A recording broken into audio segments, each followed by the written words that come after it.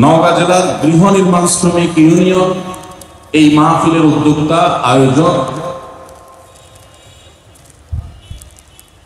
গৃহ নির্মাণ শ্রমিক ইউনিয়নের আয়োজন হওয়ার কারণে এটা একটা বিশেষ মাত্রা পেয়েছে। সমাজের সর্বস্তরের মানুষ, বিভিন্ন পর্যায়ের মানুষ মাহফিলের আয়োজন করে থাকেন, এককভাবে অনেকে আয়োজন করে, কিন্তু এই মাহফিলটি স্পেশালি আমাদের সম্মানিত নির্মাণ শ্রমিক ভাইরা করেছেন, সেজন্য এই মাহফিলটি আমার কাছে বিশেষভাবে তাৎপর্যপূর্ণ। এই জন্য আমি আমার মূল বক্তব্যে প্রবেশের আগে আমার সম্মানিত গৃহ নির্মাণ শ্রমিক ভাইদের উদ্দেশ্যে এবং তাদের পাশাপাশি আরো বিভিন্ন পর্যায়ে যারা শ্রমিক ভাইরা আছেন, শ্রমিক বোনেরা আছেন, সে সমস্ত ভাই বোনদের উদ্দেশ্যে আমি কিছু কথা আলোচ করে তারপর মূল বক্তব্যে প্রবেশ করবো ইনশাআল্লাহ। সম্মানিত উপস্থিতি, আল্লাহ রাব্বুল আলামিন মানুষকে যত উপার্জনের উপায় দিয়েছেন, মাধ্যম দিয়েছেন, তার মধ্যে থেকে অন্যতম একটি উপার্জনের মাধ্যম হলো ব্যবসা, আর আরেকটি হলো নিজের হাতে পরিশ্রম করে উপার্জন করা উপার্জিত আয় সম্পদ। এই দুটি উপার্জনের পন্থা পদ্ধতি কোরআন এবং হাদিসের দৃষ্টিকোণ থেকে অত্যন্ত গুরুত্বপূর্ণ, বরকতপূর্ণ এবং কোরআন হাদিসের উপরে খুব বেশি উৎসাহ দিয়েছে। সততার সাথে ব্যবসা করলে সেখানে রয়েছে বারাকা, প্রভূত কল্যাণ, আর নিজের হাতে কষ্ট করে ঘাম ঝরিয়ে যে উপার্জন মানুষ করে সেই উপার্জনেও রয়েছে বিশেষ কল্যাণ এবং বারাকা। আমরা জানি ইসলামে কোনো বৈরাগ্যতার অবকাশ নেই। বিভিন্ন ধর্মের মানুষরা তাদের জীবনে নানা পর্যায়ে এসে বৈরাগ্যতাকে তারা সমর্থন করে। ইসলাম কোনো বৈরাগ্যতাকে, সংসার ত্যাগ করাকে কোনো সমর্থন দেয় না।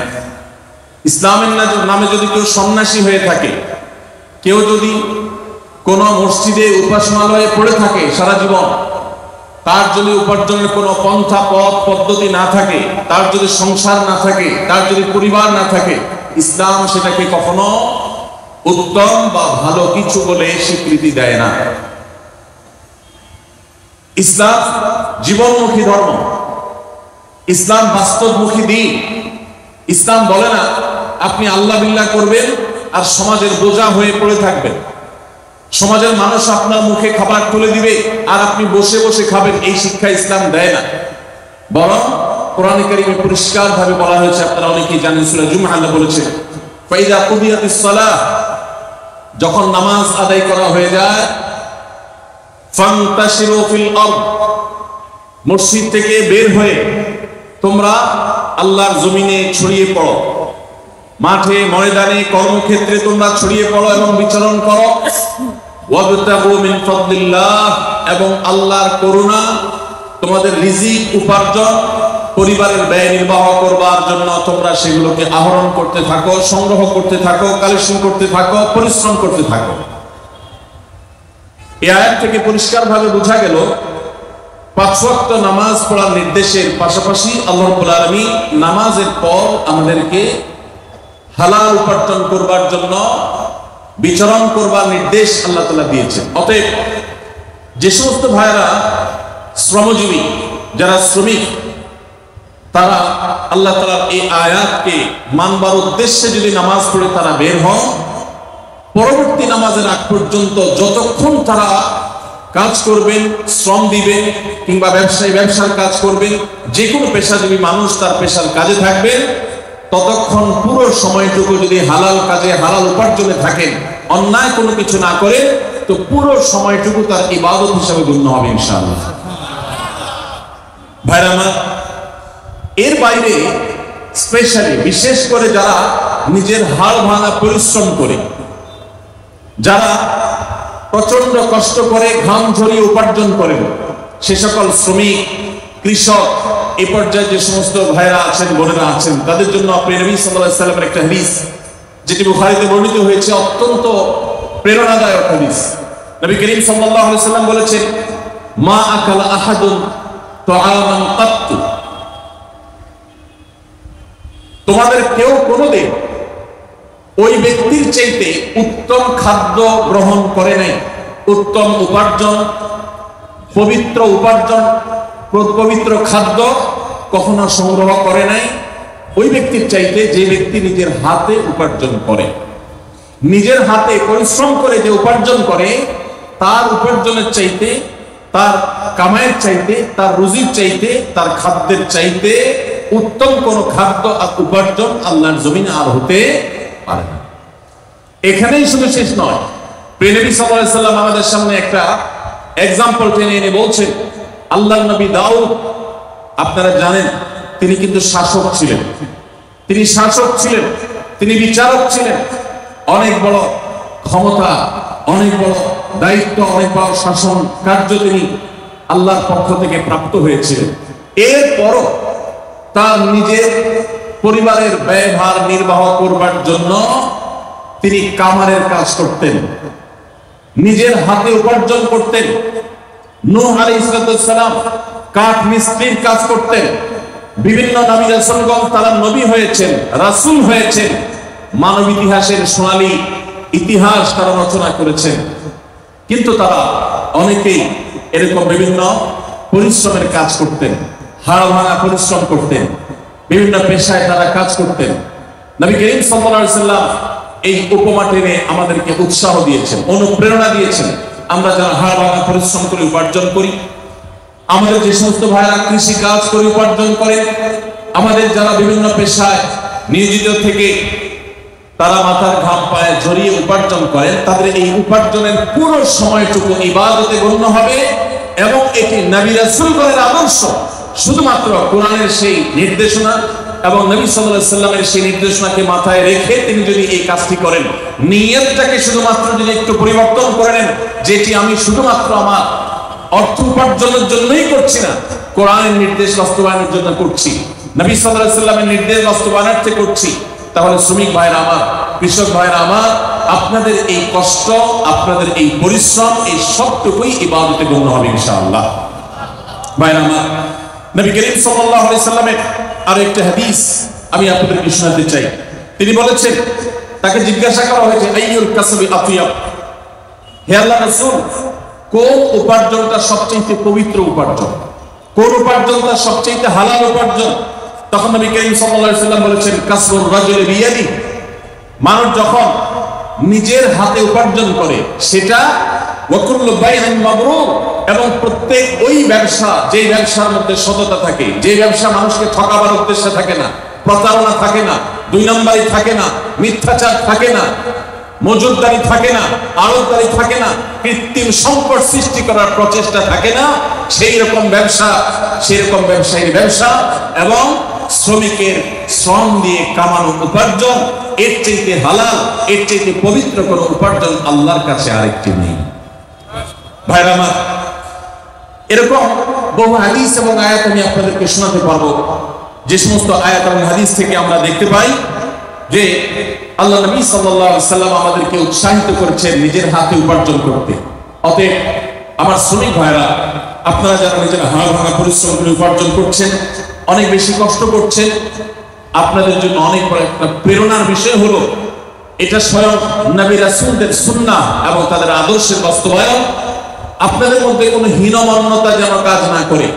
ভাইরা আমার, দুনিয়ার জীবনটা যদি অনন্ত কালের হতো, আমরা যদি শত শত হাজার হাজার বছর পৃথিবীতে বেঁচে থাকতাম, আমি অবশ্যই বলতাম, কেন এই হাড় ভাঙা পরিশ্রম করবে, বাদ দেন, অন্য কোনো পেশায় চলে যান। কারণ এত দীর্ঘ জীবন, অনন্তকালের জীবন, আপনি কেন হাড় ভাঙা পরিশ্রম করে কাটাবেন? যেহেতু এই দুনিয়াতে আমরা চিরকাল থাকতে আসিনি, যারা পরিশ্রম করছি 30, 40, 50 বছর বয়স অনেকের হয়ে গেছে। বাংলাদেশের মানুষের গড় আয়ু অনুপাতে আমাদের আর খুব বেশি সময় পৃথিবীতে বেঁচে থাকার কথাও নয়। অতএব আপনি এখানে পরিশ্রম করছেন, কষ্ট করছেন, সামাজিক স্বীকৃতি নেই, হয়তোবা সমাজে সেরকম মর্যাদা, মূল্য আপনার হয় না, এমনকি হুজুরের কাছেও কদর পান না, পয়সা নাই, কড়ি নাই, আপনি নিজেকে দুর্বল মনে করছেন। আমি আপনাকে আরেকটি সুসংবাদ শোনাতে চাই। কোরআন বলছে, মানব ইতিহাসে এই তথাকথিত দুর্বল মানুষেরা, হাড় ভাঙা পরিশ্রম করা মানুষেরা, এই শ্রমিক মানুষেরা কৃষক, দিনমজুর মানুষেরা, যাদেরকে সমাজ দুর্বল মনে করে, যাদেরকে সমাজ কোনো কাজে ডাকে না, কোনো কমিটিতে রাখে না, কোনো কাজে তাদের মতামত নেয় না, তাদেরকে বিশিষ্ট নাগরিক মনে করে না, এই মানুষগুলোই পৃথিবীর জন্ম থেকে আজও পর্যন্ত পৃথিবীর ইতিহাসের মোড়কে বারবার পরিবর্তন করেছে। বিশ্বাস করুন, গোটা কোরআনের শুরু থেকে শেষ পর্যন্ত, সেই আদম আলাইহিস সালাম থেকে নিয়ে আজও পর্যন্ত হাজার হাজার বছরের মানব ইতিহাস আমাদের সামনে তুলে ধরেছেন আল্লাহ তাআলা। পাতায় পাতায় ইতিহাস, কোরআনের পাতায় পাতায় ঘটনা, মানব ইতিহাসের সে সমস্ত ইতিহাসগুলো, ঘটনাবলী আমরা পর্যালোচনা করলে দেখি যুগে যুগে নবী রাসূলদের যারা অনুসরণ করেছে, সমাজের বিত্তবানেরা, সমাজের বিত্তবানদের মধ্যে যারা অসৎ ছিল বা আল্লাহর প্রতি অবিশ্বাসী ছিল, তারা ক্রিটিসাইজ করেছে, ট্রল করেছে, তারা তাচ্ছিল্য করেছে, উপহাস করেছে। তারা বলেছে ওমা নারাকা তাবাআকা ইন্নাল্লাযীনা হুম আরাদিলুনা বাদিয়ার রাই। প্রায় সমস্ত নবী রাসূলদের সময়, তাদের সময়কার অবিশ্বাসীরা নবী রাসূলদেরকে বলেছিলেন যে আপনাদের কথা তো শুধু সমাজের অশিক্ষিত মানুষেরা, দিনমজুরেরা, শ্রমিকেরা, কৃষকেরা, দুর্বলেরা, যাদের কোন পলিসি মেকিং করার, যাদের কোন সিদ্ধান্ত দেওয়ার, যারা রাষ্ট্র পরিচালনা করার, যারা গুরুত্বপূর্ণ দায়িত্ব পালন করার জন্য তাদের কাউকে বিবেচনা করা হয় না, এরকম সমাজের দুর্বল মানুষরাই তো শুধু আপনাদের পিছনে গুড়গুড় করে। আজও দেখবেন ওলামায়ে কিরামের পিছনে, হুজুরদের পিছনে ওই দুর্বল মানুষগুলোই বেশি। আপনারা অবাক হবে, এই দুর্বল মানুষেরাই, তারাই কিন্তু পৃথিবীর ইতিহাস রচনা করেছে। বেশি দূরে যেতে হবে না, মুহাম্মদ সাল্লাল্লাহু আলাইহি সাল্লাম মক্কা থেকে মদিনায় হিজরত করে যাওয়া মাত্র 8 বছরের মাথায়, যে মক্কা থেকে তাকে বিতাড়িত হয়ে যেতে হয়েছে, যে মক্কায় নির্যাতন সইতে না পেরে আল্লাহর নির্দেশে হিজরত করতে হয়েছে, নিজের মাতৃভূমি ত্যাগ করতে হয়েছে, অত্যন্ত গৌরবের সাথে মাত্র 8 বছরের ব্যবধানে সেই মক্কা শুধু নয়, সেই আরব শুধু নয়, শুধু রোমান সম্রাটের সাম্রাজ্য সহ একটা পর্যায়ে সামান্য কয়েক বছরের ব্যবধানে খলিফা ওমরের যুগে অর্ধ পৃথিবী মুসলমানদের কর্তলগত হয়েছে। কাদের হাতের উপর দিয়ে? এই বেলাল, এই আম্মার, এই সুহাইব, এই দুর্বল সাহাবী যারা, যাদেরকে মদিনার মক্কার মানুষেরা দুর্বল মনে করত, তাদের হাত দিয়ে গোটা পৃথিবী জয় করেছে মুসলমানরা। এবং এই একই ইতিহাস রচিত হয়েছে নূহ আলাইহিস সালামের যুগে, ইব্রাহিম আলাইহিস সালামের যুগে, মুসা আলাইহিস সালামের যুগে। ফেরাউন এবং তার সে সমস্ত অনুসারীরা, তাদেরকে আল্লাহ নিমজ্জিত করে, তাদেরকে আল্লাহ তাআলা ধ্বংসপ্রাপ্ত করে, সেই দুর্বল বনী ইসরাঈলরা, যাদেরকে কৃতদাস বানিয়ে রাখা হয়েছিল, তারাই কিন্তু বিজয়ী হয়েছে, তারাই টিকে ছিল, ধ্বংস হয়েছে শক্তিশালী মানুষেরা। আমি যে সমস্ত ভাইরা সম্পদ উপার্জন করেছেন বা ভালো অবস্থানে আছেন, আমি তাদেরকে আপনাদের বিপরীতে দাঁড় করাচ্ছি না। কারণ সাহাবীদের মধ্যে ওসমান রাদিয়াল্লাহু আনহু অনেক সম্পদের অধিকারী ছিলেন, আপনারা জানেন। আবু বকর রাদিয়াল্লাহু আনহু নেতৃত্বে ছিলেন সমাজের, আপনারা জানেন। আর অনেক সাহাবী ছিলেন, তাদের অনেক সম্পদ ছিল। তারা যখন সম্পদ ছিল, এরপরও তারা আল্লাহর প্রিয় পাত্র হয়েছেন এবং তাদের হাত ধরেও বিজয় রচনা হয়েছে। তাহলে বোঝা গেল ধনী এবং দরিদ্র বিষয় নয়, বিষয় হলো ইসলাম বিজয়ী হবে। আপনি যদি ইসলামের সাথে থাকেন, আপনি দরিদ্র হলেও আপনি বিজয়ী হবেন, ধনী হলেও বিজয়ী হবেন, সম্পদশালী হলেও বিজয়ী হবেন, দুর্বল হলেও বিজয়ী হবেন, সচ্ছল হলেও বিজয়ী হবেন, অসচ্ছল হলেও বিজয়ী হবেন। ইসলামের বিজয় নিশ্চিত। আপনি ইসলামের সাথে থাকলে আপনি বিজয়ী হবেন, ইসলামের সাথে না থাকলে আপনি দরিদ্র হলেও পরাজিত, ধনী হলেও পরাজিত। কারণ ইসলাম পরাজিত হতে আসেনি, ইসলাম জিততে এসেছে, জিতেছে এবং জিতবে কিয়ামত পর্যন্ত। নবী রাসূলদের আদর্শই ঠিকই ছিল, তাদের বিপরীত যারা ছিলেন, তাদের বিরুদ্ধে যারা ছিলেন, তাদের আদর্শ হারিয়ে গেছে। অতএব যারা আপনারা শ্রমিক আছেন, হীনমন্যতায় ভুগবেন না। আপনাদের জন্য একটা বিশেষ সুসংবাদ আছে। আপনারা জানেন নবী করিম সাল্লাল্লাহু আলাইহি সাল্লাম বলেছেন যে দরিদ্র মানুষেরা, কষ্টে যারা থাকে, যারা পরিশ্রম করে, হাড়ভাঙা পরিশ্রম করে উপার্জন করে, সেই মানুষগুলো ধনীদের চাইতে 50,000 বছর আগে জান্নাতে যাবে ইনশাআল্লাহ। প্রিয় নবী সাল্লাল্লাহু আলাইহি ওয়াসাল্লামের কাছে ধনী সাহাবীদের সাথে গরীব সাহাবীদের কম্পিটিশন হতো। আপনারা জানেন একটি প্রসিদ্ধ হাদিস রয়েছে যে নবী করিম সাল্লাল্লাহু আলাইহি সাল্লাম দরিদ্র সাহাবীদেরকে তাদের প্রার্থনার ভিত্তিতে একটা আমল শিখিয়ে দিলেন। তারা বললেন, হে আল্লাহর রাসূল, ধনীদের অনেক টাকা পয়সা আছে, তারা টাকা পয়সা দান করে অনেক সওয়াব কামাই করে, অনেক কিছু করে, আমরা করতে পারি না।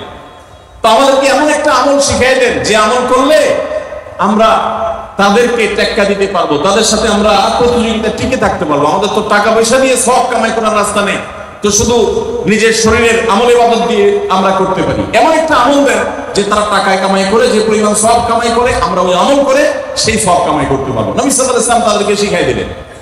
শিখিয়ে দেওয়া খুব অল্প সময়ের মধ্যে সাহাবীদের মধ্যে কল্যাণকামিতা ছিল, ধনী থাকুক গরিব থাকুক সবাই। এবার ধনী সাহাবীরা ওই আমলটার খবর জেনে গেলেন, অর্থাৎ সংবাদ লিক হয়ে গেছে। লিক হয়ে যাওয়ার পরে এবার ধনী সাহাবীরাও ওই আমল করা শুরু করলেন।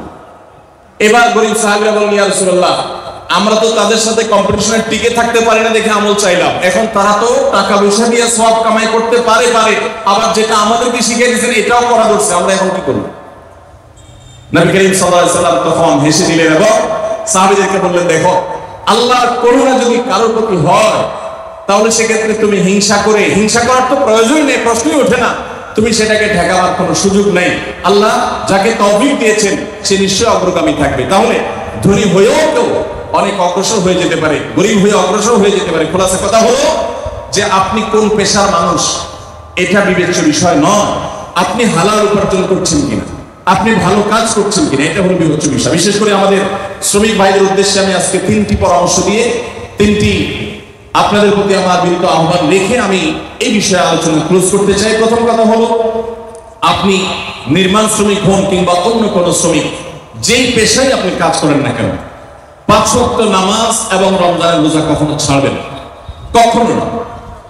5 ওয়াক্ত নামাজ পড়া আপনাদের জন্য কিছুটা কষ্টের, বিশেষ করে রমজানের রোজা রাখা কখনো কখনো আপনাদের জন্য বেশি কষ্টের হয়, কারণ অনেক সময় প্রচন্ড গরমের মধ্যে আপনাদেরকে রোজা রাখতে হয়, যেটা খুব চ্যালেঞ্জিং ব্যাপার। কিভাবে আপনি রোজা রাখবেন? তুলনামূলকভাবে নামাজ পড়াটা সহজ, ওয়াক্ত হয়ে গেছে, আপনি তো এমনিতেই একটি বিরতি দিতে হয়, আপনি টানা হাড় ভাঙা পরিশ্রম করতে পারেন না। আপনি যদি জোহরের নামাজের সময় বিরতি দেন এবং বিরতি দিয়ে যদি আপনি নামাজটা পড়ে ফেলেন, একই সঙ্গে আপনার রেস্ট হবে, আবার আপনার নামাজটাও হয়ে যাবে, এবং ওযুর মাধ্যমে আপনার যে ফ্রেশনেস হবে, আপনার ভেতরে যে ভালো লাগা কাজ করবে, ক্লান্তি দূর হবে শীতল পানি দিয়ে ওযু করার মাধ্যমে, এটা আপনি অন্য কোথাও অন্য কোনো উপায় আপনি পাবেন না। অতএব শ্রমিক ভাইদেরকে আমি বলতে চাই, জীবন যাক যত কষ্ট হোক, নামাজ কোনো অবস্থাতে ছাড়া যাবে না। সময় হবে নামাজটা পড়ে নেবেন, খুব বেশি নফল নামাজ পড়ার দরকার নেই, ফরজ আর সুন্নাতে মুআক্কাদা গুলো পড়ে ফেলেন, বাস পড়ে বের হয়ে যান এবং কাজে চলে যান। আর রোজা, রমজান মাসে রোজা রেখে অনেক সময় কষ্ট হয় আমাদের জন্য। রোজা রেখে যদি আপনার পরিশ্রম করতে কষ্ট হয়, তাহলে আমি বলবো যে প্রয়োজনে আপনি হাফ ডিউটি করেন, প্রয়োজনে আপনি ডিউটি কমিয়ে আনেন, প্রয়োজনে রমজান মাসে আপনি ডিউটি না করে 11 মাসের জমানো টাকা দিয়ে আপনি চলেন, কিন্তু রোজা আপনাকে রাখতে হবে, ফরজ রোজা, মাফ নাই। কিভাবে করবেন আপনাকে বুদ্ধি বের করতে হবে। মিডল ইস্টে আমি নির্মাণ শ্রমিক ভাইদেরকে দেখেছি, যারা মিডল ইস্টে আছেন, সৌদি আরবে, দুবাইয়ে, তারা জানেন, বিশেষ করে সৌদি আরবে নির্মাণ শ্রমিকরা সবাই রমজান মাসে রাতের বেলায় কাজ করে, লাইট জ্বালিয়ে রাতের বেলা কাজ করে, দিনের বেলা তারা রেস্ট করে, কারণ এত বেশি গরম সেখানে থাকে। এই গরমের তীব্রতায় রোজা রেখে কাজ করা কোনোভাবে সম্ভব হয় না, এই জন্য তারা রাতের বেলা লাইট জ্বালিয়ে কাজ করেন এবং দিনের বেলা রেস্ট করেন। তো এক কথায় নামাজ এবং রোজা আপনাকে রাখতে হবে, কিভাবে রাখবেন বুদ্ধি আপনাকে বের করতে হবে। তাহলে প্রথম হলো নামাজ রোজা করবেন, দ্বিতীয় হলো হালাল উপার্জন করবেন, কাজে ফাঁকি দিবেন। আপনাদের জন্য জান্নাতে যাওয়া যত সহজ, অনেক বড় বড় পেশাজীবীদের জন্য, অনেক বড় বড় আলেম এবং হুজুরদের জন্য জান্নাতে যাওয়া এত সহজ নয়। কারণ হারামের যে বড় বড় আইটেম গুলো আছে, হারামের যে বড় বড় বিষয়গুলো আছে, সেগুলো থেকে আপনারা এমনিতেই পবিত্র থাকেন আলহামদুলিল্লাহ। শুধুমাত্র এই মৌলিক বিষয়গুলো লক্ষ্য রাখলে ইনশাআল্লাহ আপনাদের জন্য জান্নাতে যাওয়া সহজ হবে। আপনি যখন কাজ করেন ফাঁকি দিবেন না, কোনো প্রকার 2 নাম্বারই করবেন না, কোন জিনিস অন্যায় ভাবে না বলে কারো অগোচরে সেটা বিক্রি করবেন না, এমন কোন উপায় উপার্জন করবেন না যেটা হারাম। বাস এটুকু যদি আপনি একটু লক্ষ্য রাখতে পারেন, তাহলে আপনার জান্নাতের পথ একেবারে শুরু।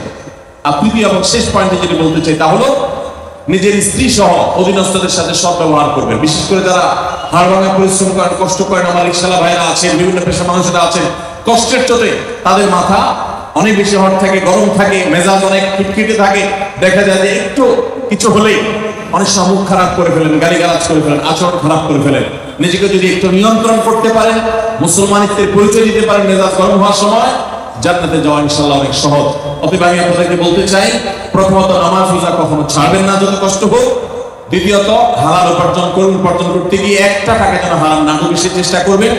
তৃতীয়ত হলো পরিবার, সহকর্মী এবং সমস্ত স্তরের মানুষের সাথে সদ আচরণ করবেন, মুখ খারাপ করবেন না, গালিগালাজ করবেন না, মেজাজ হারাবেন না, ধৈর্য ধারণ করবেন। এই তিনটি কাজ যদি করতে পারেন ইনশাআল্লাহ জান্নাতে যাওয়ার পথ অনেক বেশি সুগম হবে।